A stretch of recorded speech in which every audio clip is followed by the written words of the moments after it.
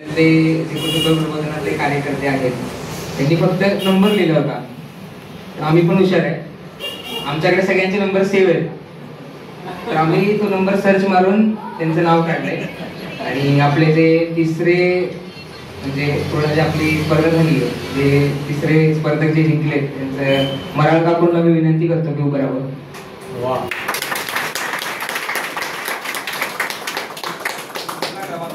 तिसरा क्रमांक आहे. 15 मार्काचा पेपर होता, 15 पैकी 11 पडले.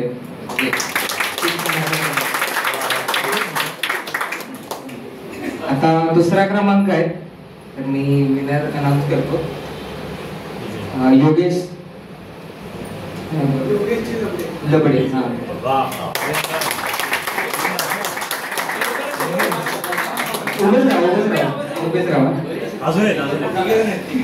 वेदांगी देसाई,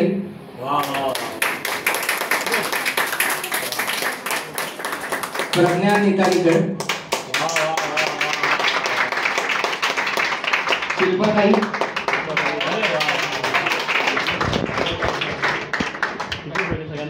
आता काय झालंय की दुसरा क्रमांक आहे आणि एवढे सगळे विनर आहे. तर आता लेखी परीक्षा झाली, तर एक आता तोंडी परीक्षा झाली पाहिजे ना. तर त्यांनी पेपर चेक केले, त्यांनी प्रश्न बनवले. प्रत्येकाला मी विनंती करतो की त्यांनी या चौघांसाठी एक प्रश्न विचारावा आणि मग आपल्याला विनर कळेल. तर तो प्रश्न आणि हो, हे प्रश्न विचारण्याच्या आधी क्लिअर करतो की जो सर्वात प्रथम उत्तर देईल तो विजयी असेल. तर प्रश्न असा आहे की शकुनीच्या पुत्राचे नाव काय? शकुनीच्या पुत्राचे नाव काय, असा हा प्रश्न आहे.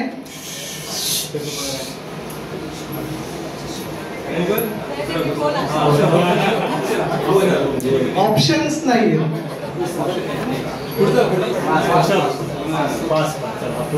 ठीक आहे, नाही नाही नाही, ठीक आहे, हा प्रश्न जमत नाहीये. दुसरा आणखी एक प्रश्न विचारतो,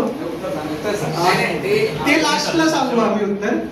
दुसरा प्रश्न असा आहे की नागकन्येपासून अर्जुनाला झालेल्या पुत्राचं नाव काय?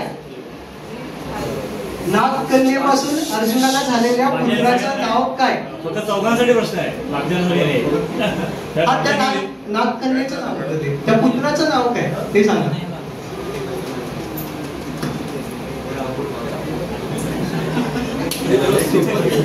पास करायचा. ठीक आहे, आता शेवटचा प्रश्न तो सोपा असेल अर्थातच. अभिमन्यूच्या वधूचे नाव काय?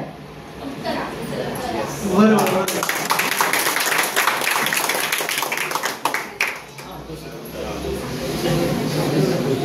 दुसरा विनर भेटला आपल्याला.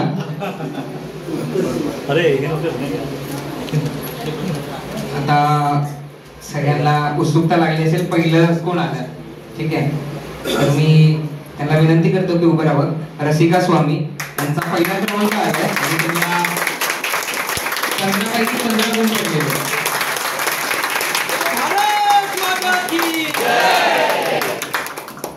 म्हणजे आपण जे महिन्याभर केलं त्याचं सार्थक आपल्याला भेटलेलं आहे. ठीक आहे, धन्यवाद.